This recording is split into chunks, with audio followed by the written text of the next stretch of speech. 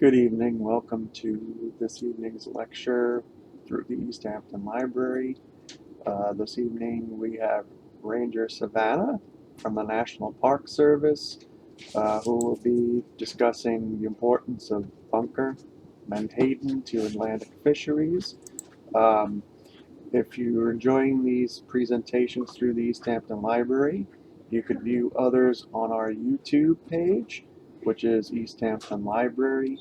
You could visit us at our website, www.easthamptonlibrary.org, or you can check us out on Facebook under East Hampton Library. This is Steve Spataro, head of reference at the East Hampton Library, and now I'm turning it over to Ranger Savannah. Thank you for joining this virtual call today. And thank you so much, Stephen and the East Hampton Library for having me. So yes, I'm an interpretive ranger with Fire Island National Seashore. And as Stephen said, today's topic pertains to the Atlantic Menhaden. So it's also referred to as bunker, moss bunker, among other common names. And I'll be providing an overview of the historical and current uses of this fish, as well as its significance in the marine ecosystem. So menhaden tend to be overlooked as bait fish, but as we'll see here today, this fish is truly important for various reasons. And it's also important for us to consider the optimal management practices of menhaden. So as Stephen said, if there's any questions, please just write them in the chat. I can provide an email later on as well.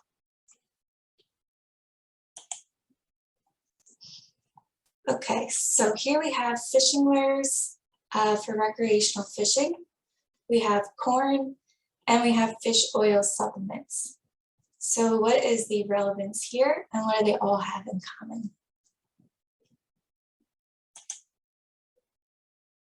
So in grade school, many of us learn about how Native Americans taught the Pilgrims techniques in both hunting and growing crops. So this may or may not be Squanto, who is a Native American who spoke some English. And Squanto is credited for teaching some early settlers to actually place a fish into the soil when planting corn. So going back to that previous slide, the corn we saw there might have been grown with fertilizer in the form of a fish. Okay, so this word, I'm going to struggle through it, but munnawhatteaug means that which fertilizes, and that is likely the fish that Squanto used to teach pilgrims to bury in the ground along with seeds. So today in English, we call this fish menhaden. Slightly easier for me to pronounce, but these fish do have many different names.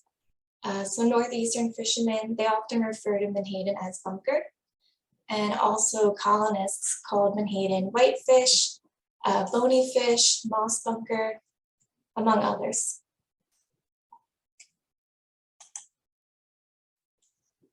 So here are some traditional and historical names for menhaden. Again, menhaden are referred to a variety of names, but ultimately, this fish has also been called the most important fish in the sea. And that's quite a contrast from what I'd said earlier, since some consider menhaden as bait or junk fish even. So changing one's perspective, that might be a step that's crucial in better managing these fish.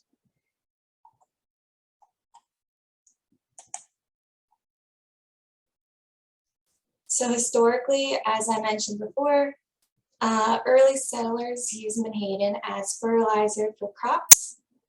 We also have feed for animals listed here. And presently, bunker is certainly used as fishing bait.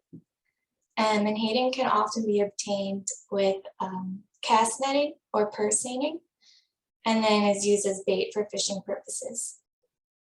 Also, in countries where production actually exceeds that of food usage, fish oil is utilized as fuel, and that's actually in biodiesel.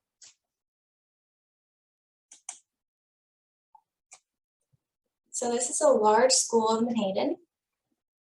Before we go any further, I'll note the physical appearance of Menhaden. So these fish are bright silver in color. They have a black shoulder spot that's located behind the gill opening. These fish are also relatively flat and they have a deeply forked tail. Menhaden can also be found along the coast, anywhere from northern Florida to Nova Scotia. So they do move in large schools and they feed on some of the ocean's smallest creatures. So younger Menhaden, they'll eat phytoplankton, such as algae, and older fish can eat zooplankton. So this means that they are filter feeders. They can actually filter, I believe it's 7 gallons per minute. And in turn, the forage fish are predated by marine predators such as tuna, bluefish, sharks, whales, and also some other animals, including ospreys and eagles. So it's important to emphasize that the essential role of Menhaden is actually to transform and transfer energy from the bottom of the food chain up towards the top.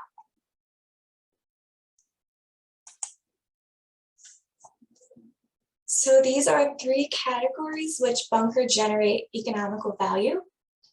So for commercial fishing, that includes species which prey on Menhaden, and that supports over 341,000 jobs along the Atlantic coast. Commercial fishing also brings in about $46.3 billion in sales. Next, we have recreation, and the Atlantic states sustain over 12.8 million resident and non-resident recreational anglers. And they spend about $15.7 billion pursuing game fish that actually eat Menhaden. And that also supports over 167,000 jobs. And in terms of ecotourism, there are about 28.8 million resident and non-resident wildlife watchers, which totals $17.7 billion into the economy. And many of the birds and marine species that wildlife watchers observe also depend upon Menhaden. So I know there's a lot of statistics, but essentially we know that Atlantic Menhaden are truly crucial to the seafood industry, for recreation, and also many jobs and hobbies do rely on Menhaden.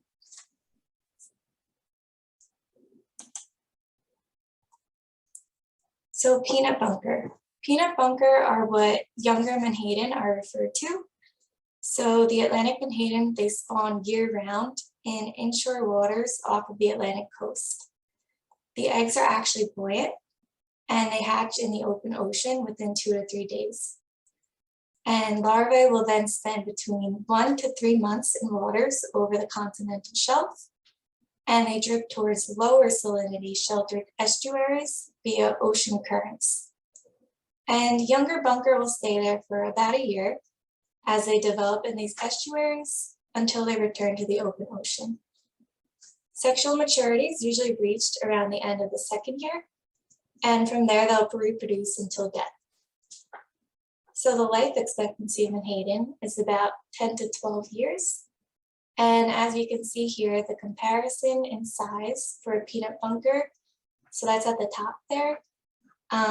Then you have a more mature peanut bunker, which can reach about 15 inches in length.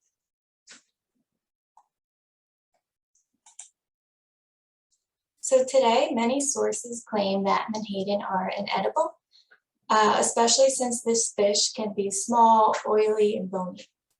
However, Menhaden used to be consumed like sardines or even just fried. Marine fishermen, they used to eat bunker for breakfast. And fish not sold as bait would actually be sold to poorer classes for consumption. And in more recent years, fish oils have been emphasized as being nutritious, especially in omega-3 fatty acids. And studies say that it's good for heart and lung health and the immune system. So most fish oil was and still is utilized for industrial purposes, including in paints and varnishes.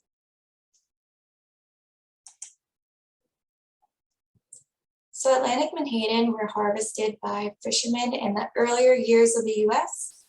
The Atlantic coast was lined by processing facilities to quickly transform the fish into a product of worth. And by 1880, 500 million menhaden were being rendered into oil and fertilizer. And there was also almost 3 times as many menhaden ships as there were whaling ships. And some whaling vessels were actually converted to harvest menhaden. And to provide a comparison here, a menhaden boat could produce more oil in a week than a whaling boat could during its entire multi-year voyage.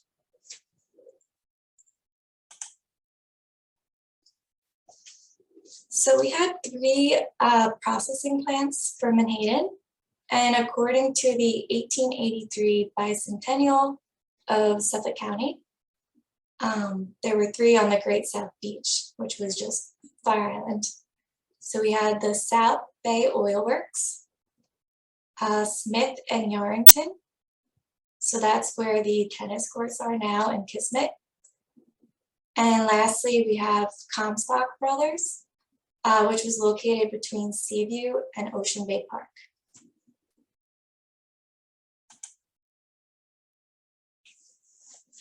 So here is a whale lunge feeding on bunker.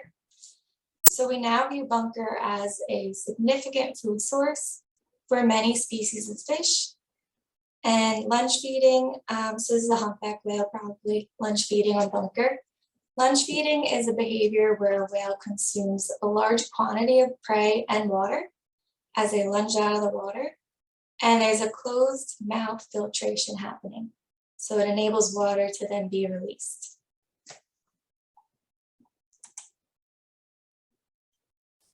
Okay, so we have a video here which discusses ecological reference points as a method in menhaden management.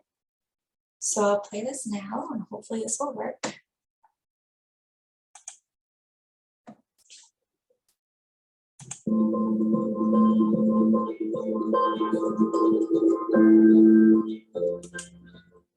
My name is Tony Frieder, Vice President and Policy Director for the American Saltwater Guides Association.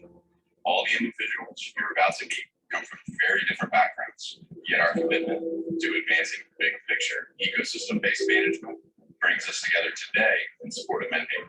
Today's decision is historic. It's a significant step forward in fisheries management. We understand this is a new approach, and we also understand that changes in management can sometimes feel like you're turning a battleship. But we need you to know that our businesses, our livelihoods, and for some, our complete identities are tied to taking this next step. It's Peter Jenkins. I own the Saltwater Edge here in Newport, Rhode Island. I'm also chairman of the American Saltwater Guides Association. And I want to take a minute to tell you why menhaden are important in my business. It's a critical bait fish. It's the linchpin to the ecosystem here in the Northeast. So it supports osprey, it supports whales, it supports striped bass. I say both yes to the UCBRP. Hi, Jason Jarvis, commercial fisherman, helping out my buddy Joe today, lobster. And something that's going on that we can all agree about, we need to deal with. Get the acronym right. ERPs, ecological based version of management, especially with menhaden. My name is Sefki James, and I'm in Washington, D.C. Menhaden are important to me because I'm a bird. I lead with my appreciation for birds, knowing that conservation decisions that protect menhaden also support the broader marine ecosystem of the Atlantic coast. Please adopt ERPs to help protect our favorite goldfish. Hello, my name is Kyle Schaefer. I run Soulfly Outfitters. I'm out of Southern Maine. Menhaden are incredibly important to the fishery up here. We've had them back in these waters in great numbers for 3 years. It's completely transformed what we see on the coast, from bluefin tuna, the big striped bass, the whales, the birds, all being able to feed from the fish.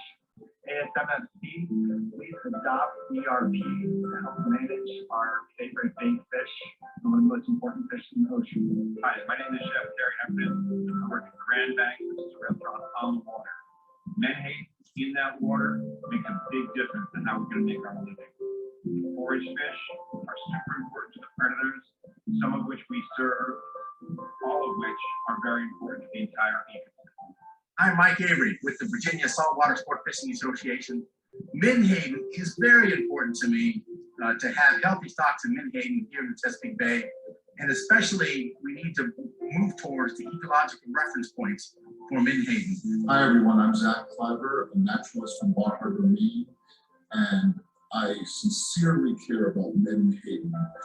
They are critical food for marine wildlife, whales, and recreational fisheries that support millions of dollars in coastal economy. Please support ERPs and ecosystem management. Hi, my name is Ellen Pickett, and I'm a professor at Stony Brook University in New York. The science is clear that forage species, such as menhaden, play a crucial role in maintaining the health of our ocean. Now, we have scientifically based ecological reference points that are tailored specifically to menhaden, and these should be implemented as quickly as possible. Hello, I'm Paul Seashore, president of Gotham Whale, and I'm on board the American Princess, and we are whale watching right outside of New York City. That's right, whale watching. The waters around New York are full of whales, all because of menhaden. And we want to encourage the ASMFC to endorse the ecological reference points that will consider our whales and keeping them well fed. Hey guys, this is Captain Corey Butchett here, currently in Montauk, New York, but I am based out of Westbrook, Menhaden are very important to us based on sales on fish boats and also for our tuna fishery, which is what we charge for. ASMFC is adopting our piece to protect our favorite forage fish. My name is Richard Brandon. I'm the Atlantic States Fisheries Director for CCA in Wilmington, North Carolina. Menhaden are a keystone forage species, and every angler knows where this bait is most likely fish to catch. The goal in the 20+ years we've been involved with Menhaden at ASMFC was always for management to account for their critical ecological role. Kudos to the folks who developed the ERP, something I never thought I'd see in my life. You now have before you an historic opportunity to set ERPs for Menhaden and finally manage Menhaden properly. I hope you take advantage of it. Who would have thought marine biologists, recreational anglers, bird watchers, whale enthusiasts, and even commercial fishermen would all come together in the same virtual tent to support Menhaden. When I think about the process of big picture fisheries management, one quote comes to mind: "Perfection is the enemy of progress." While this isn't perfect yet, it is peer-reviewed science and it is supported. So I ask you to take the next step to better account for Menhaden's role in the ecosystem and for all of us. Please consider voting yes to E1 ERPs. We thank y'all for all the hard work you've done, and we look forward to working with you in the future.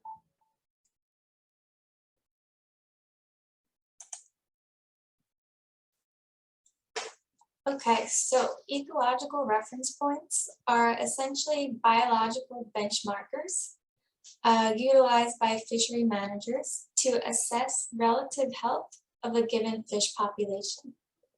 And we do have targets that we'd like to reach and certain thresholds we'd like to try and avoid for Menhaden.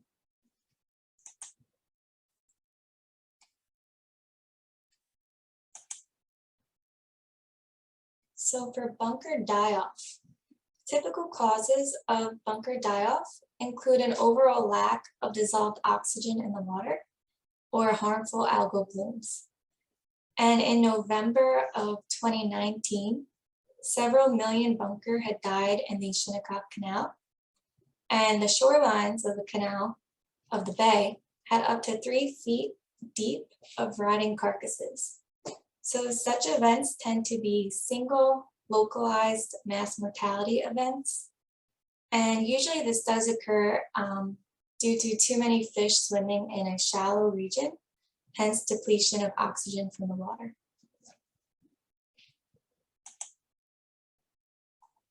So there was a widespread die-off occurring in spring of last year. And that caused scientists and government agencies to investigate this and research what was happening. So typically, schools of bunker exhibit a steady, circular swimming motion, and instead the afflicted fish were seen as swimming more erratically up on the surface, and they were essentially beaching themselves. So the DEC did identify bacteria within some of the fish from this widespread die-off containing Vibrio. And that bacteria does occur naturally, and it's not believed to be extremely harmful to humans, but ultimately not touching dead bunkers seen in such mass quantities is advised by the DEC just in case. And that's the case for really any dead marine life or birds you might come across on the beach.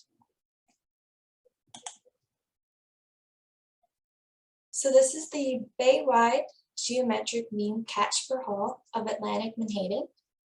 In other words, this graph displays how many bunker were caught each year between 1959 and 2019. And this is for the Chesapeake Bay.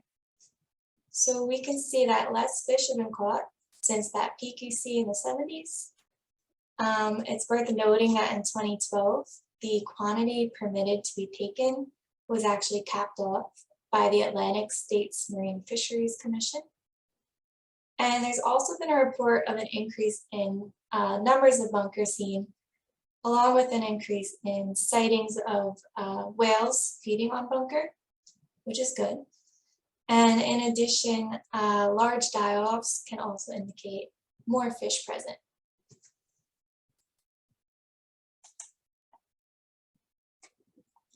So to go back to what Menhaden are known for being, one of the most important fish in the sea. This image really demonstrates a few of the many animals that do rely on Menhaden as a nutrient-rich prey. And just think about what could happen if we do ensure that this fish population is well maintained. So if the bunker population increases, think of other animals' populations and how they might be impacted. So this is all I have here. We can see if anyone has anything they would like to share or clarify.